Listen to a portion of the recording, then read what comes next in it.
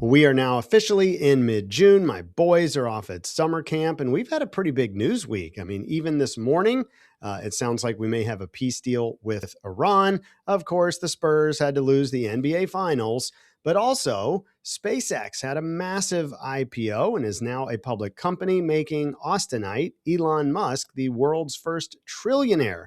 So, how is the SpaceX IPO going to potentially impact the Austin market? Let's take a look. Well, as you know, SpaceX did have their IPO on Friday, making it one of the top 5 or 6 most valuable companies in the world. And you can imagine how much money it's taken to get SpaceX off the ground, billions and billions of dollars of investment.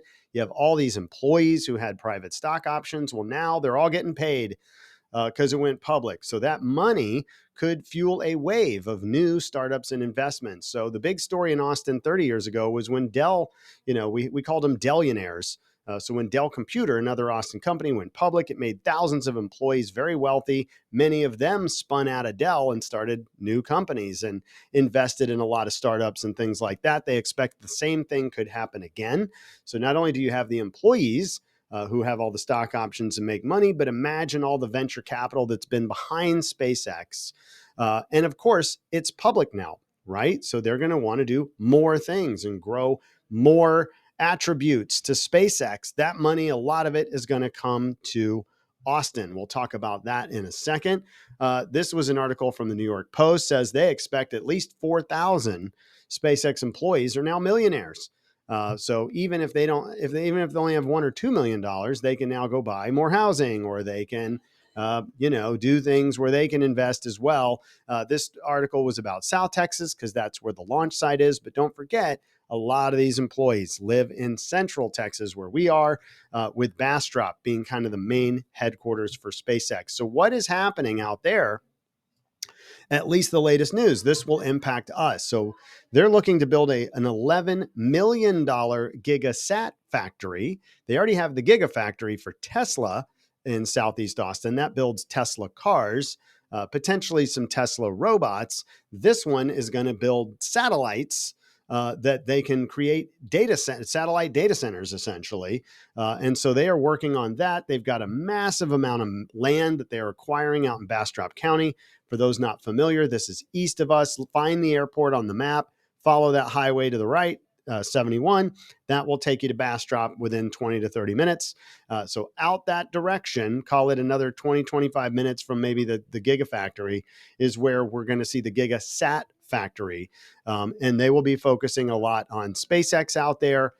X, which is kind of the old Twitter, is out there. He's got Neuralink, which is the brain science company. So there's just a ton of stuff going on in our metro. And he is funding a lot of that. But just imagine, that's just him. Imagine how many companies may want to move here to be around that and bring their own, think parts makers, software makers, all the different companies that need to feed this ecosystem are coming to the metro. This was an exciting article last week. A lot of you may or may not know this company. But Apollo Global Management is a massive venture capital company. They have over $1 trillion of assets. They manage everything from large office towers, multifamily. They're venture capitals. They help people start businesses. They are just a massive player in the Wall Street space. Well, they chose Austin as their second headquarters over South Florida. I thought that was a little surprising. It's not a fully done deal, but it sounds like it more likely than not, it's going to happen.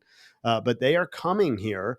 And so anyways, just again, money coming to Texas, money coming to Austin, Texas, and that funds a lot of the ecosystem of business. I think this is where you're quietly going to see when Austin has its next wave. It's going to be driven by the AI boom, by the Teslas, by the SpaceXs, by these venture capitalists who are coming with lots of capital. So, all right. So that's the future. Let's talk about the present. This is how Austin's market is doing today. We're kind of in balance. I'd still say, depending on what you're selling, it probably still feels like a buyer's market. But overall, it is a better market than we had last year. And so we are getting a little more back in balance on supply. I'd say more in the single family space. I think if you're in condos or maybe, entry level luxury, there's some spaces that are still very flooded with inventory. But I think if you're looking as a whole, the market's doing better. in a nutshell, supply's down a little bit, demand's up.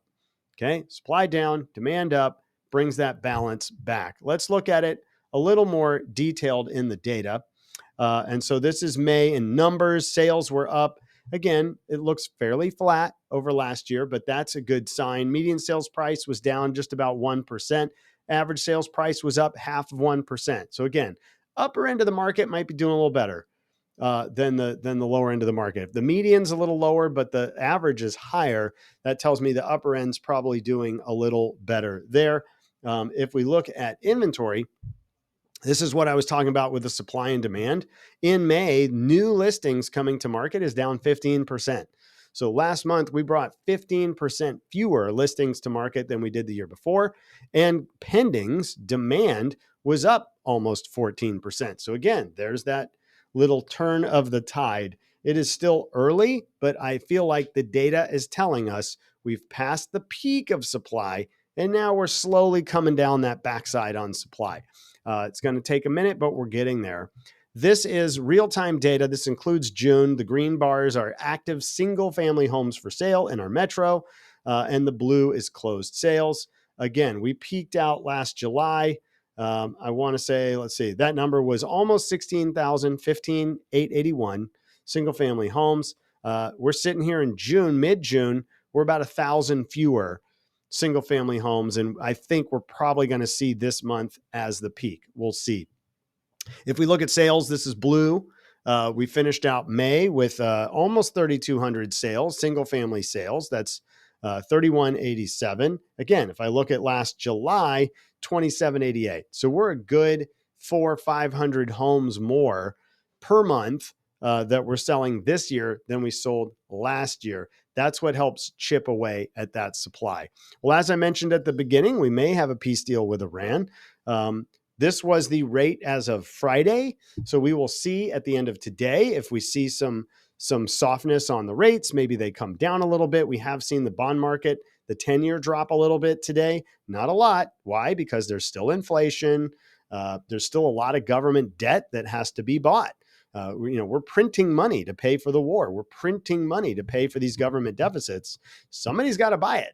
And so, don't expect that we're going to see rates drop a ton, but we might be able to see a little better rates as we get through the week, especially if this peace deal can stick and get signed and really open the strait and get those things happening. So there could be some nice little positive news tailwinds to come this week. Anyways, I hope this was helpful. If you are a seller, it's fundamentals.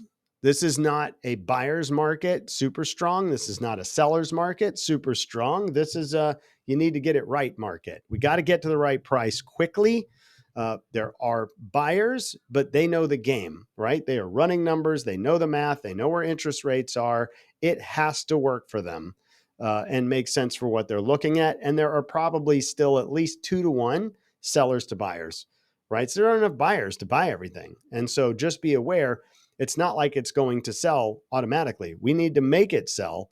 And that's make sure we get that in good condition, get it at the right price.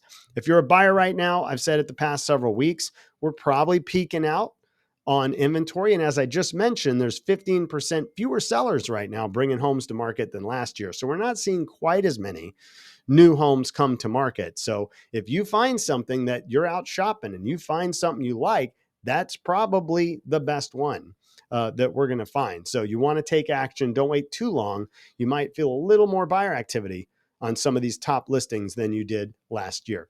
Anyways, hope this was helpful. Make sure to follow these videos each and every week.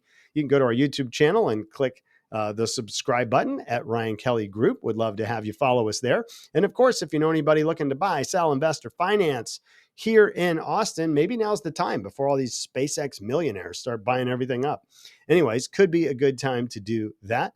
Hope you guys have a great week and talk to you next Monday. Thanks.